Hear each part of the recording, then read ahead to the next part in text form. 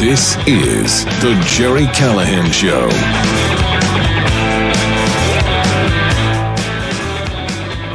Well, as we know, Donald Trump and the Trump administration have done some wonderful things in the last 9 months. We've talked about it all every day. Closed the border, cracked down on crime, made peace in the Middle East, did not cause any inflation. It's just been one win after another. But I will tell you what gives me hope for the future, more than all the great things Trump has done. Hell, J.D. Vance gives me hope for the future. That's the next guy. J.D. Vance will be our 48th president, and he will be a great president. I honestly believe that. But here's what makes me even more optimistic is the other side, the Democrats, the resistance, have absolutely lost their minds, have learned nothing. In 19 days, New York City voters will go to the polls and they will elect a communist, a Muslim Marxist, radical lunatic as the next mayor of New York City. Yes, it's happening. I think we can just, I've seen enough, as they say. Zoran Mamdani, a Muslim immigrant who's only been a citizen of this country for 7 years, who is as radical as they get, who has said on videotape that his ultimate goal is to seize the means of production. That guy is going to be mayor of our biggest and most important city, of the financial epicenter of the free world. He will be mayor, and he will do all the crazy things he's promising to do. There's nothing even remotely moderate about this lunatic. First of all, let's blame the Democrats. It's their fault. They had 11 candidates back in May, June. They chose this guy. They chose a communist as their next mayor. Kalshi sets the odds at 87% that he will be elected on November 4th. The latest poll has Zoran Mamdani at 44%, Andrew Cuomo at 27%, and Curtis Sliwa, the Republican, at 12%. I don't think it matters if Curtis withdraws or even Cuomo backs out. They're not going anywhere. They're staying in the race, and they're going to lose to a 33-year-old Marxist. That is, on its face, discouraging that we have that 24 years after 9/11. They're going to elect an Islamist, a man who will not denounce, condemn Hamas. That's just the beginnings. To me, the most remarkable thing about the rise of Zoran Mamdani is that he's not real. He's not genuine. This isn't Bernie Sanders or AOC. He's not a devoted leftist. He's a creation. They made this guy in a lab to take over New York City. Answer me this. If he's indeed a devout Muslim, as he claims, how can he rationalize this? He is a LGBTQ fanatic. He wants to spend $65 million of taxpayer money for sex change surgeries for children. He wants to decriminalize drugs and prostitution. Yes, this devout Muslim wants to make sex work legal in New York City.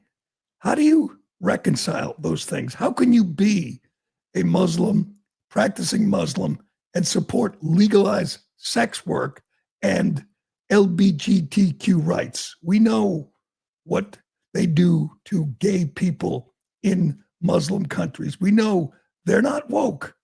Muslims aren't woke, but they don't care because the only goal here is to get him elected. So he plays both sides of the fence. He pretends to be an enlightened liberal. He pretends to be woke. At the same time, he is a guy who will not condemn Hamas, a guy who will not condemn globalize the intifada, who is surrounded by people who support a Muslim takeover of American communities. So it's working. He's going to succeed. He's going to win. He's going to be mayor. And then what? Then what? First of all the millionaires and billionaires that he's going to tax are going to get the hell out. Businesses are going to get the hell out. And criminals are going to roam the street yet again. This is a guy who doesn't believe in incarceration, who doesn't believe in enforcing the law, who doesn't believe in arresting people for misdemeanors, who doesn't believe in deporting criminal illegal aliens. That's his top priority. That's the most appealing thing to New Yorkers. He wants to stop ICE from deporting criminal illegal aliens. They were running wild in the streets, Trende Aragua and other gang members just a few months ago, just before Trump took office. They were out of control. Crime was out of control. Hell, an illegal alien set a woman on fire in the subway. Remember that? There were violent gang attacks on a daily basis. He wants to bring that back. He wants to take the side of the criminals. That guy is going to be mayor. It is frightening that this is happening. Again, 24 years after 9/11, the people who support Zoran Mamdani were marching in the streets with Hamas flags, chanting death to America. Those people are going to put him in office. They're going to make him mayor. And then what? I've said it many times. We get to sit back and watch the descent, the destruction, the deterioration of New York City, which will be wild. But it's not good. It's not good for the country. It's not good for New York. It's going to be a disaster. And yet they're voting for him. Something like 27% of Jewish voters are going to vote for a guy who wants to globalize the intifada, who will not condemn Hamas. This was yesterday. Zoran Mamdani went on Fox News. This was a big deal. He hasn't done any hostile interviews, adversarial interviews. He's been in the bubble in New York City. He's allowed, the New York Times and all the other far left outlets to carry his water, to protect him, to lie about him and say, oh no, he doesn't want to defund the police. That was a long time ago.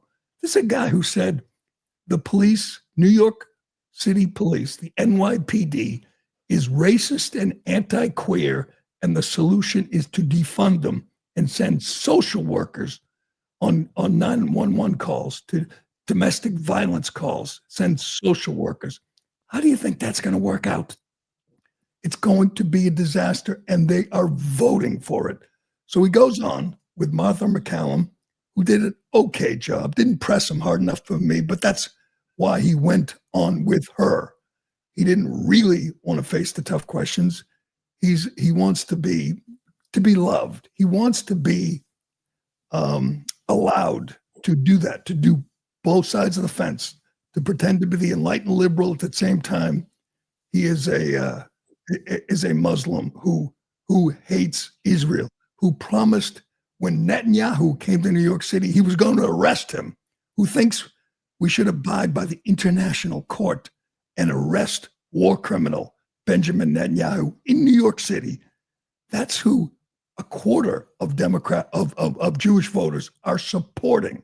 It is amazing. This is the greatest example of liberals who are so open-minded that their brains fall out. Their brains have fallen out. They have slobbered over this slick, this smarmy, this unctuous actor. That's what he is. He's an actor. He doesn't believe half the stuff he's saying. He knows it won't work. He knows free everything for everyone. Free buses, freeze rents, government-owned grocery stores. He knows that's not going to work in practice, but in theory, it sounds wonderful to all the crazy liberals in New York City. So they're going to get it. They're going to get it good and hard in just a few months. On November 4th, they are going to elevate this guy to the next mayor of New York City. Here he was. He couldn't even bring himself in this interview to lie, essentially, and say, yeah, I think Hamas should be disarmed. Yes, I don't think Hamas should control Gaza anymore. He doesn't believe that. He doesn't believe it for a second. He supports Hamas. He hates Israel so much that he was disappointed in this peace deal. He really was. You could tell. But here he is explaining that he doesn't demand Hamas disarm. Keep in mind, he wants to disarm you. He wants to ban guns in New York City.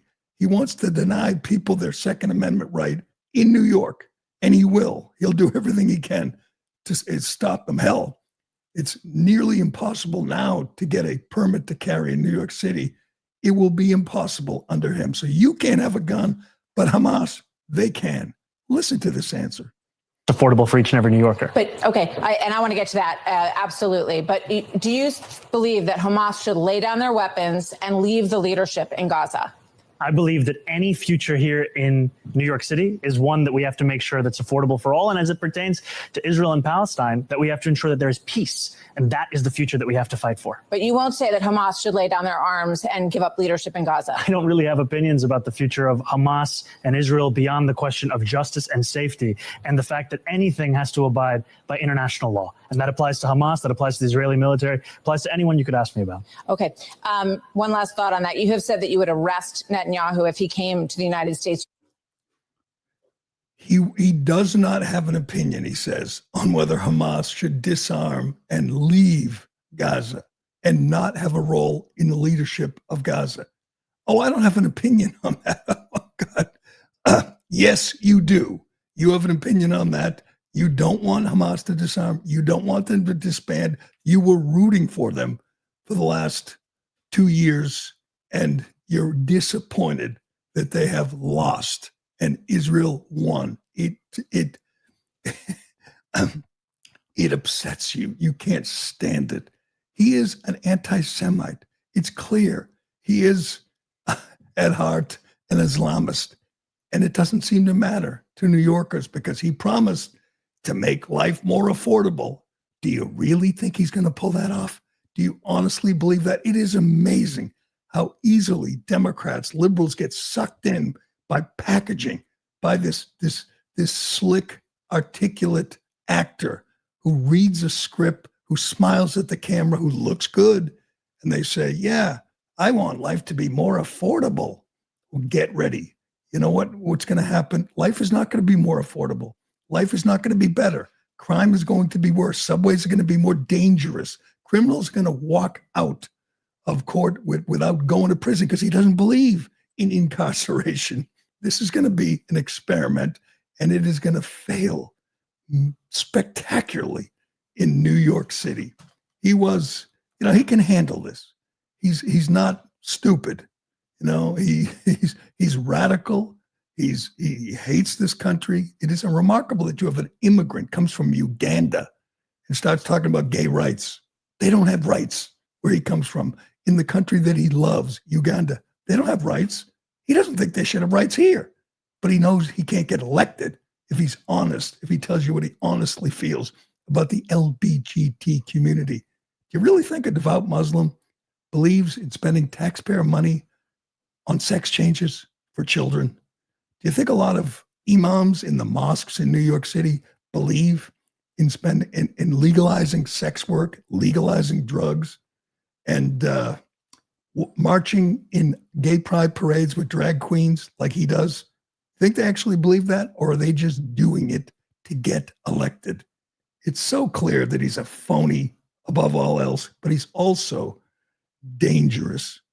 We got more from Mamdani. Go ahead. Yeah, it's just him talking about taxing white people. Oh God, yeah, this is amazing. He will not even change his tune on this. He wants to tax white neighborhoods more than black neighborhoods, and he doesn't say, I didn't mean that. He did apologize to the NYPD, which I hope they're not accepting his apology. But what choice do they have? This is their mayor. This is the guy who's going to be defunding them at the first chance he gets. Here he is talking about taxing white people more than people of color. It's on his website. It's still up. He still stands by it. And he is the next mayor of New York City. Go ahead. And realize there's a policy proposal that says your plan, and I'm going to quote it for folks, is to shift the tax burden from overtaxed homeowners in the outer boroughs to more expensive homes in richer and whiter neighborhoods. Explain why you are bringing race into your tax proposal. That is just a description of what we see right now. It's not driven by race. It's more of an assessment of what neighborhoods are being undertaxed versus overtaxed. So no plans to change that language on your website. The focus here is to actually ensure a fair property tax system, and that the use of that language is just an assessment of the neighborhood. Imagine saying that somewhere in New York City is undertaxed. I mean, these are the wealthy people in the white neighborhoods are giving half their money to the government between federal, state, and local taxes and sales taxes and every other tax. And he thinks they're undertaxed. And the solution is to tax them more, and redistribute the wealth. Obviously, he's pandering to the brainless, rabble in New York City who think, oh yeah, he's going to give me a free bus ride. How's that going to work out? Buses are going to be free, which means that's where your homeless are going to go. They're in the subway, they're on the street, they're going to go on the buses, and it's going to be a disaster. Everything he's proposing, everything he's promising will be a disaster. And again, it's your fault, Democrats. You nominated. The only other choice New Yorkers have is this scumbag Andrew Cuomo. That corrupt sleazebag is your only other choice in a city of 8 million people. That is the best you can do.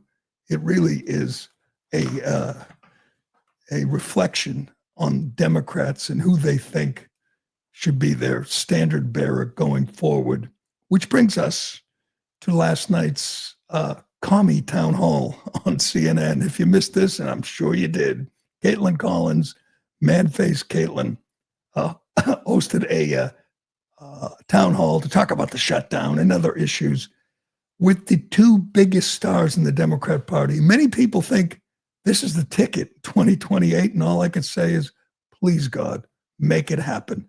AOC and Bernie, these two were featured in a town hall with an audience, obviously plants, people telling them, what are you going to do about the Republican shutdown? I mean, you have to be a moron to not understand that Democrats shut the government down, that Democrats, that the Republicans needed 60 votes and they got 55 votes, that Democrats chose to shut the government down, at least until the No Kings rally on Saturday, when they get to go out and scream and howl at the moon all over the country, 2,500 different demonstrations. It's going to be, as some people predicting, the biggest protest we have ever seen. It's obviously stupid and incoherent. No kings. Who the hell's a king? Donald Trump, that king who keeps getting overturned, stopped, stymied by local judges. That guy, he's a king. That guy who can't get enough votes to keep the government open, he's a king. Makes no sense, but none of this makes any sense. And AOC showed that this was great. When AOC gets out of the little bubble and has to actually, articulate her positions, it becomes clear, as we've known for years, she's a moron. Okay, your girl, the woman who may be the nominee in 2028, or maybe your next senator from New York, is just a dope. I mean, she looks good, I guess. She's smarter than Jasmine Crockett. I'll give her that, which isn't saying much, but she's just a dope. All right, she can't be president. Nobody can look at her and listen to her. And yeah, she could be the leader of the free world. Sure. I hope they nominate her. It'll just be great. Seeing her debate J.D. Vance, that will be spectacular. But there was just one moment after another where she showed her true colors. Is this AOC talking about Deloitte, the accounting firm? This is my favorite clip. She's just, it's like listening to a high school kid in a man on the street interview who just doesn't even know like how many branches of government there are, doesn't even understand how the system works. She was sent there by low IQ voters, and she is a low IQ congresswoman who is loud, who's good on social media, I guess, but she doesn't have what it takes. She can't even be a senator when you think about it. She's just a dope. Here she is explaining how those big bad corporations are destroying the earth. Go ahead. In rural areas were on fire because of corporations poisoning the people who lived in those areas. Poor middle-class communities getting poisoned and dumped on by corporations like Deloitte and 3M, pouring chemicals into these places. And they want to call it a Democratic priority. The rivers are on fire. Where are the rivers on fire? I haven't seen any rivers on fire. And I just assumed if they were on fire, it was climate change. So she's onto something there. And she blames corporations like Deloitte. Deloitte is an accounting firm, a big accounting firm. They're polluting our rivers and setting them on fire. She's such a dope, but she says it so proudly and like she's making a good point. Yeah, Deloitte is setting our rivers on fire. That wasn't my favorite clip. We'll get to my favorite clip, but here's Caitlin Collins. Obviously, she's on their side. She wants them to sound good. She wants them to, she wants her to be president. She's a Democrat just like they are. But she asks the most obvious question.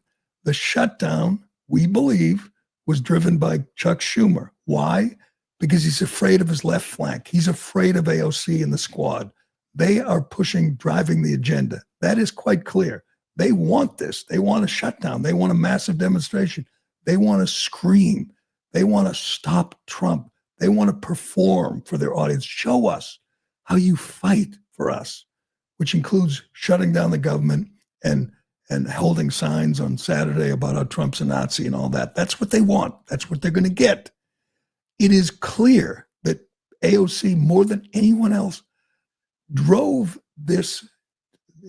her party to shut down the government because she presents a threat to Chuck Schumer, who's pathetic, by the way.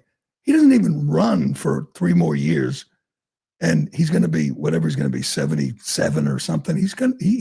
Trump has predicted Chuck will retire, and he probably will, because she will destroy him in New York in the primary for the Senate. So it's the obvious question. It's the biggest question in this forum at this time. Are you the reason Chuck Schumer is forcing this shutdown? Are you threatening him? Will you primary him?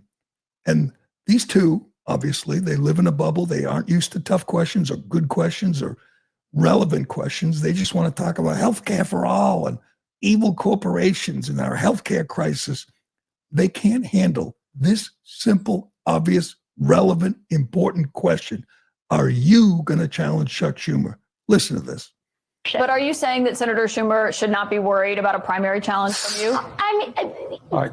no. Let me jump in on this one.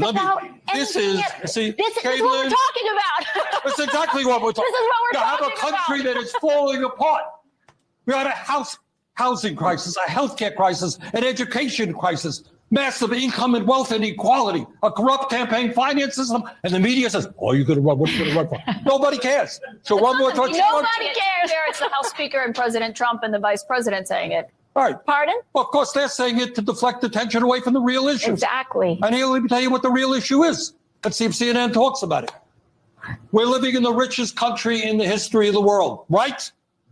All right, you tell me why we're the only nation not to guarantee health care to all people, the only nation not to guarantee paid family and medical leave, why we have a $7.25 an hour minimum wage, why we have 800,000 people sleeping out on the street, why we have a president who denies the reality of climate change, why we have oligarchs on top who have more and more power every day. Let's talk about that issue, not her own political future. She'll decide that. No, let's talk about her political future because it matters and they know it matters. It is a rare good question from Caitlin Collins. You know what? When I watch these two and Mamdani and any of these radicals, it's so easy to be Bernie Sanders. It's so easy to be AOC, to be the far left radical with no solutions. All you do is kick and scream and call Trump a tyrant and scream about healthcare for all and climate. And you don't have to back up your positions. You don't have to make sense because your followers, your voters, your supporters are morons. That makes life easy. You look at Mamdani or Bernie or AOC or anyone, Liz Warren, you don't have to make sense. You can lie. They'll believe it. You could say, Trump controls the government. He shut the government down. Oh, okay. Trump shut the government down. You don't have to make sense. All you have to do is scream and yell and wave your arms and say, we have a healthcare crisis. We have an education crisis. Well, who caused that? Why do we have that? Hell, that's what Trump's trying to fix, these crises. You have no solutions. You make no sense, but it doesn't matter. I often envy them. When you think about it, you just scream and say corporations are evil and climate change is going to kill us all. And all your followers just follow like brainless lemmings and say, yeah, he makes sense. We have income inequality. The man with 4 houses, the millionaire who no longer attacks millionaires because he's a millionaire. AOC, who's a big star, and talks about, the working people, the rivers are on fire. And it's all the fault of Deloitte. But what AOC really wants, on this, I agree with her. She wants drinkable air. And I think it's about time. I mean, let's be honest. It's been an outrage that our air isn't drinkable. And I think it's time we all come together. This is something we can unify on, we can agree with. We need drinkable air. And AOC is just the person to make this happen. Go ahead. Instead of talking about having air that's drinkable. We should talk about having air that's drinkable. Let's not talk about illegal immigration or crime or outrage, taxes, whatever. Let's talk about drinkable air. I'm going to make a sign. Go to the rally on Saturday. Demand that tyrant, that King Donald Trump give us drinkable air. You know what? The hits just keep on coming. They really do. That's the one thing, as I said, that warms my heart, that reassures me, is it doesn't matter how, it almost doesn't matter what Trump does, what Trump says, what Vance does or says, because you have to look at the alternative. It's always about the alternative. What's your choice? You're not looking for the perfect person, but you can't have people like that making decisions, people that dumb, people that wrong. I mean, Bernie Sanders has been wrong about everything for 40 years. And now he's screaming about climate change. Bernie Sanders and AOC, they're the ones that want to give health care to illegal aliens. They're the ones that want to spend your money on condoms for Zimbabwe. That's their goal. That's why they shut down the government. They want illegal aliens to have Medicaid, period. They can't deny it. It's black. It's in black and white. It is demonstrably true. That is what they want. And they shut down the government to get it. Now, they're not going to get it because they're not winning this time. They're used to shutting down the government, allowing the media to carry their message, to repeat their lies. It's not working this time. And they're, uncomfortable right now. And it's going to get more uncomfortable because we're going to see who they're pandering to, who's following them on Saturday. You're going to see it's going to be from coast to coast and border to border. You're going to see the nuts, the weirdos, the wackos, the green-haired nose ring Antifa types. You're going to see these radical lunatics take to the streets. It's going to get violent. It's going to get out of control.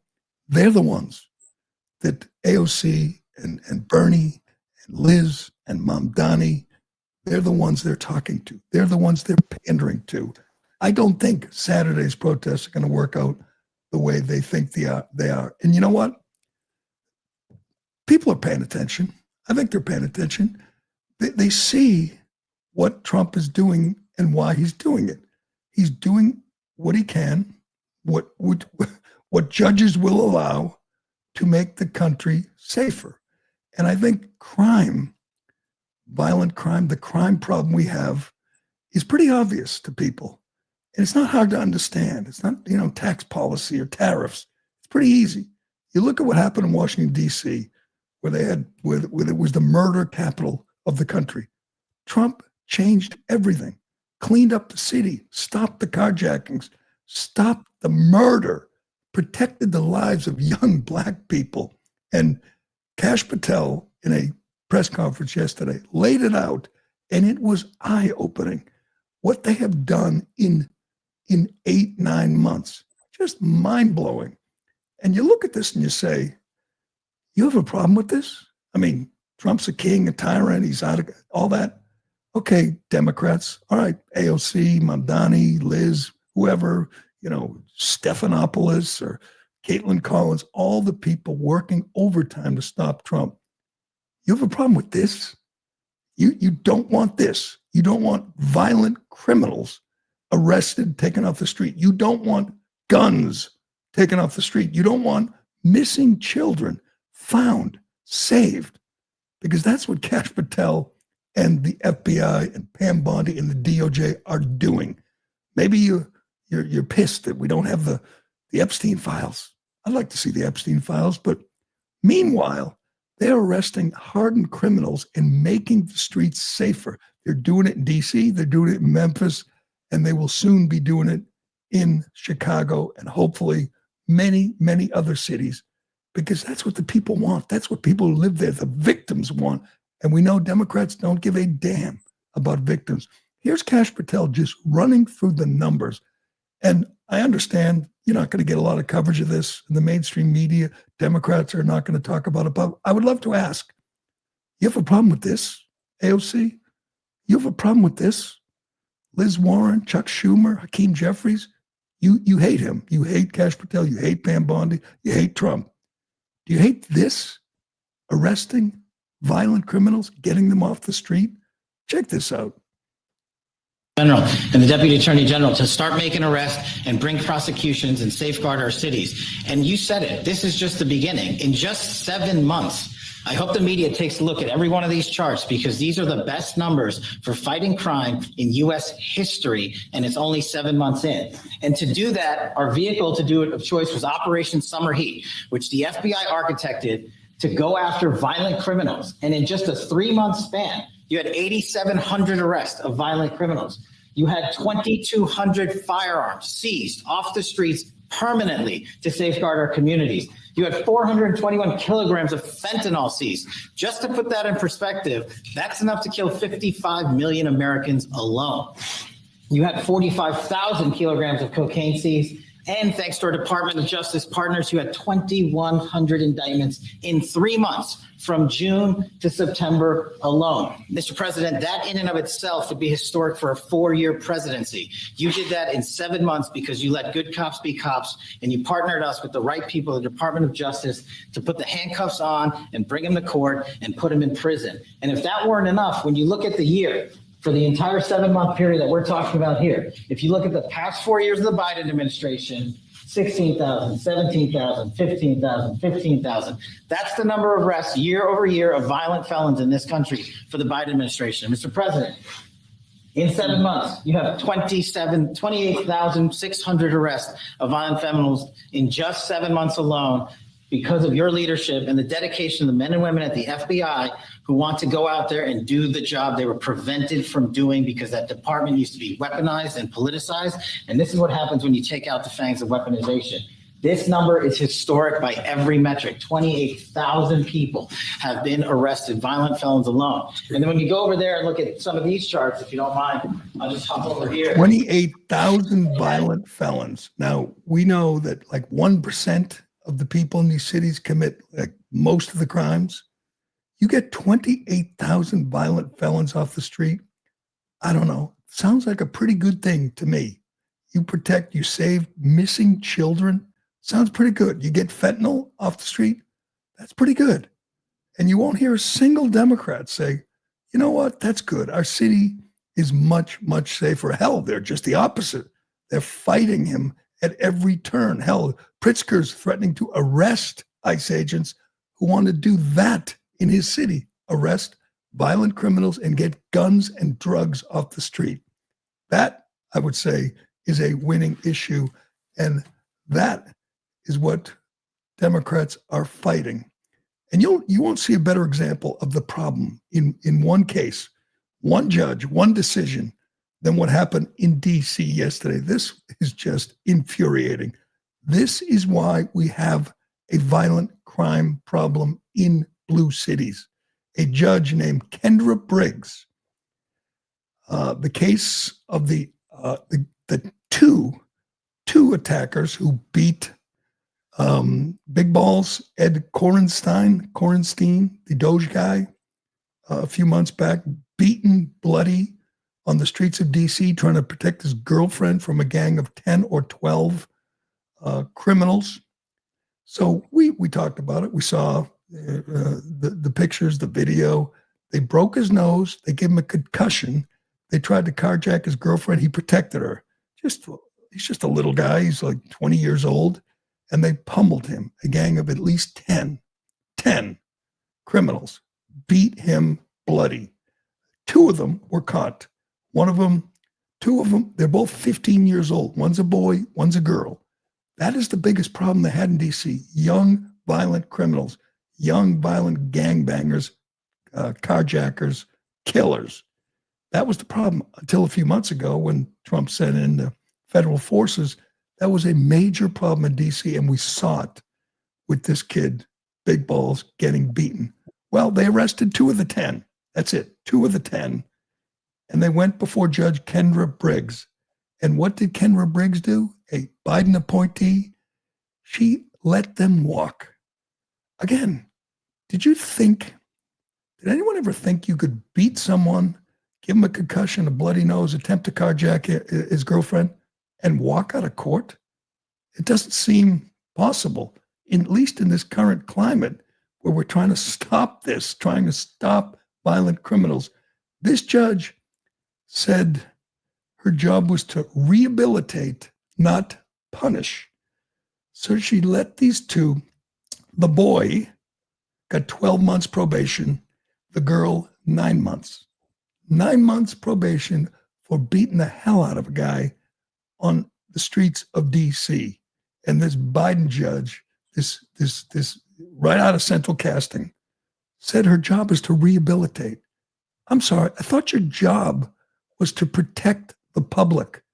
It's not just punishment when you send someone to jail. It's protecting the public from people like this. What do you think these two 15-year-olds are going to do now? You think they're going to clean up, go on the straight and narrow, start, going to school every day, doing their homework? Of course not. There's no consequences. And when there's no consequences, they just keep doing it. And by the way, of the 8 who didn't get arrested, 2 of them are adults. And they were never charged with beating, assaulting, pummeling big balls who could have been killed. And no, she lets them walk out of court and give them another chance. That right there, that case, that decision by this rogue, lunatic left judge is why we have a problem with violence in our cities. Trump was asked about it yesterday. Here's his reaction. Violent crime, sir. Here in D.C., a judge has given the 2 teenagers that beat up ex-Doge staffer Big Balls probation. It's incredible. And no jail time. Is this justice?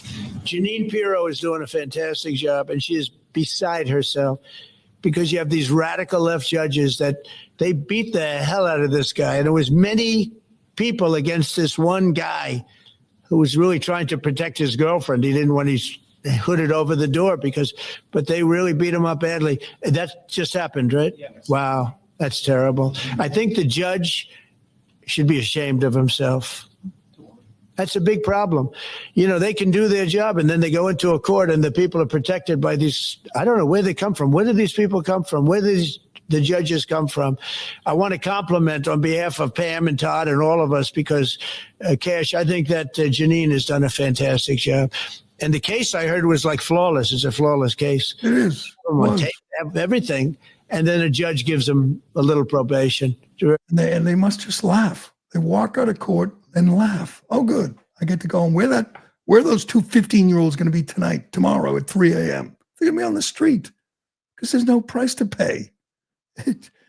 He asked, where do they come from? They come from that echo chamber. They come from Columbia and Brown and Howard and Wesleyan and Bowdoin in these indoctrination factories, and they infiltrate the government. They become, prosecutors, judges, and there's only so much Trump can do. There's only so much the voters can do.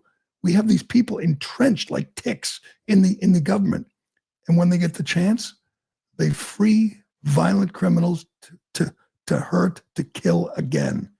That's a tough thing to clean up right there. Obviously, they've done an amazing job in DC, but they can only do so much.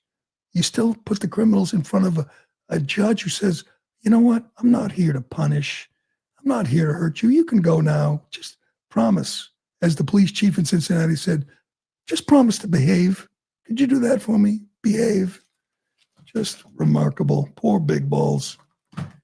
All right, we got much more to get to. I want to get to Nancy Pelosi. This is my favorite interview moment of the day yesterday. Obviously, Nancy's not used to being asked tough questions. Nancy, as we know, orchestrated 9/11. Nancy she knew, I'll give her credit. It was brilliant. It worked.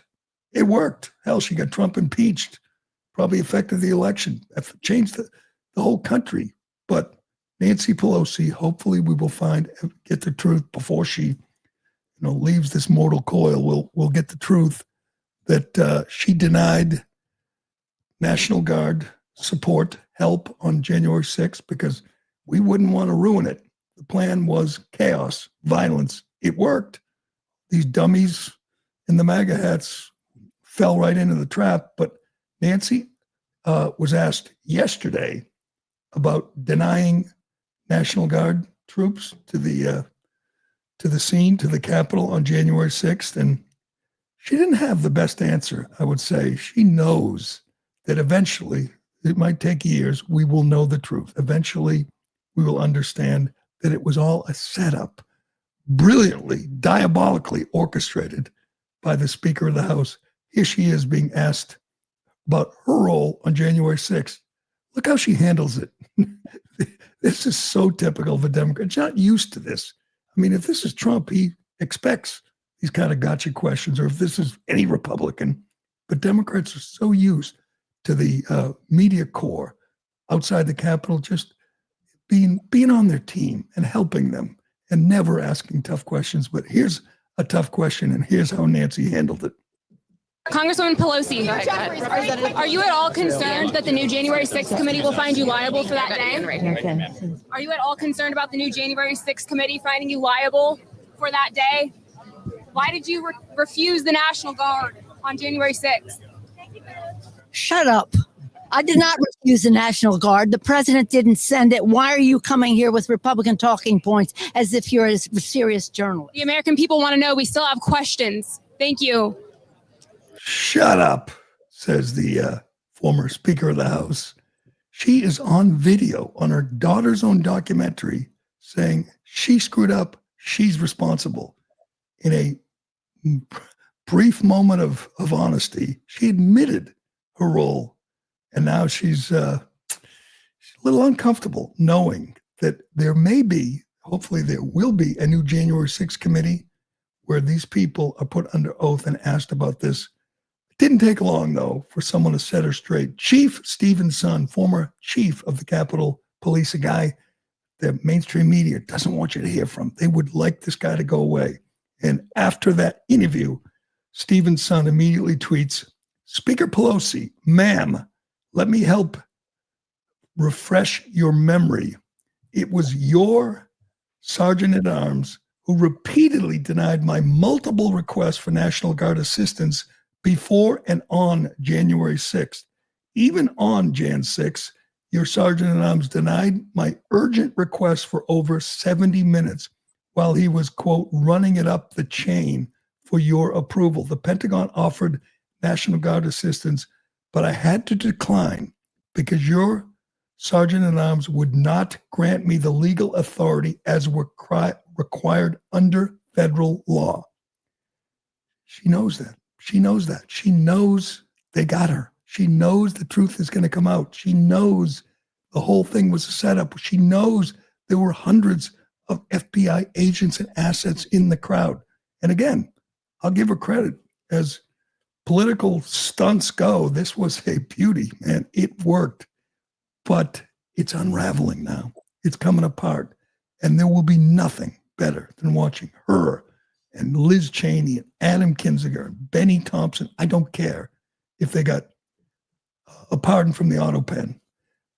They have to answer questions. That guy, Stephen Son, has to testify. Yes, urgently begging the National Guard on Jan 6th. And Nancy Pelosi said no. And somebody told them to open the doors. And somebody told the little cop who's on video waving people in, somebody told them they had to do that. Those people all belong under oath. And man, will that be explosive. Can't wait. All right. How much time we got before we go? We got to get to Kamala, whose book tour is going as you'd expect. I mean, every day we're reminded about the bullet we dodged. I'm reminded of what a disaster we would be living through right now if this moron were somehow to beat Trump and win the White House. Man, I'll say it again, in New York and nationally, to Democrats, is this the best you can do? This is who you ran for president. This absolute brain-dead moron who thinks she was the most qualified candidate ever to run for president. She was the worst vice president ever. She was the worst candidate. She had $1.5 billion in 107 days, and she failed spectacularly. She was rejected. Lots of people, they didn't like Trump. They didn't want Trump to come back, but they couldn't bring themselves to vote for this idiot. Here she is again, pushing her book, telling us that she was supremely qualified to be commander-in-chief. Go ahead. What I've done and the fact that I was elected district attorney for 2 terms as the first woman elected attorney general of the state of California, ran the second largest Department of Justice in the United States, second only to the United States Department of Justice. I was the United States Senator, second Black woman elected in the history of the United States Senate. And I was the first woman vice president of the United States. So there are those things that I needed to make sure that people knew. That is a decent resume, but go ahead.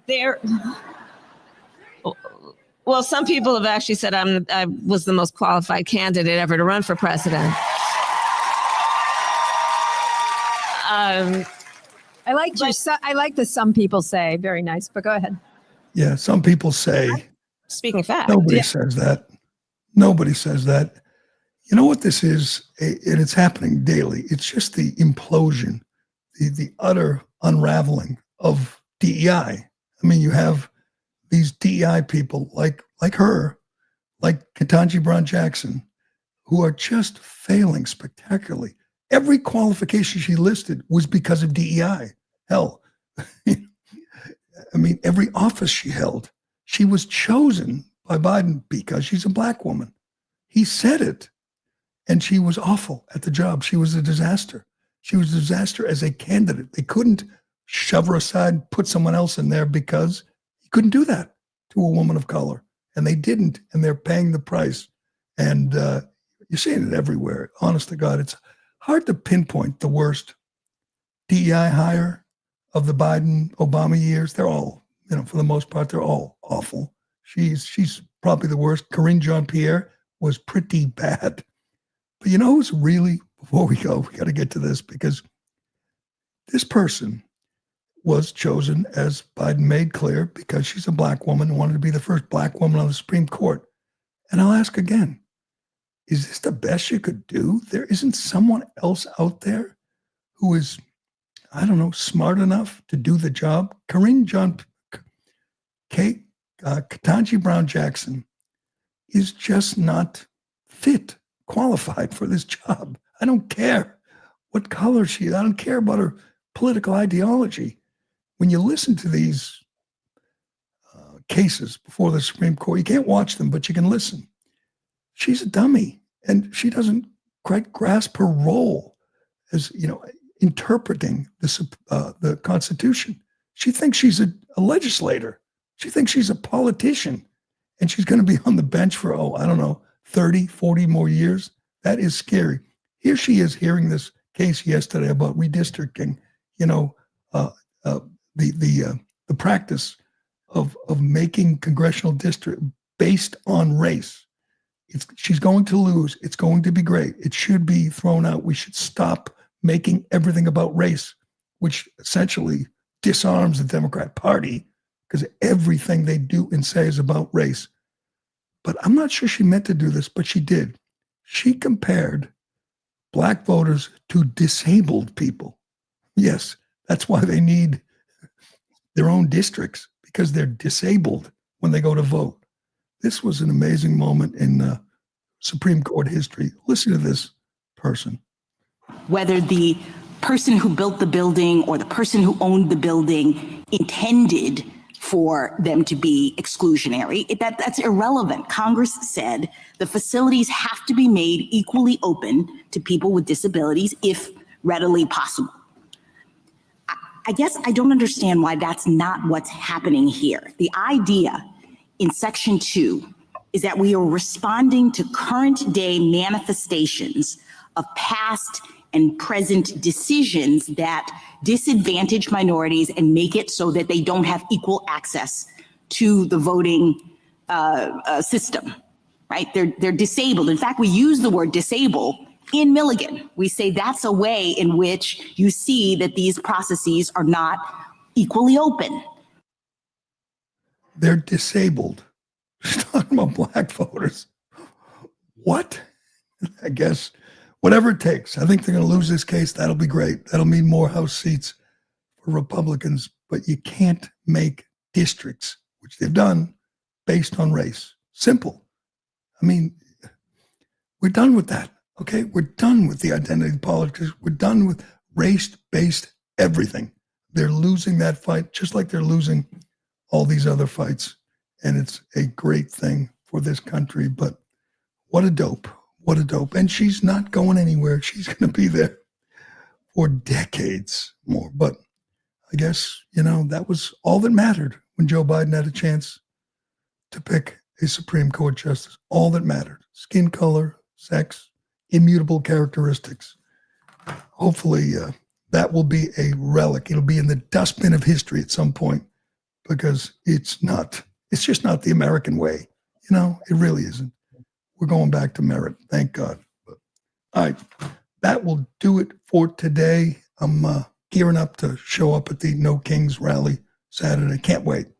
I'm considering wearing my MAGA hat. You think that's a smart move, Ironhead? I got my MAGA hat over there. If you want to do a show on Monday, it's probably not the smart move. But although, I'll have my camera. We'll see.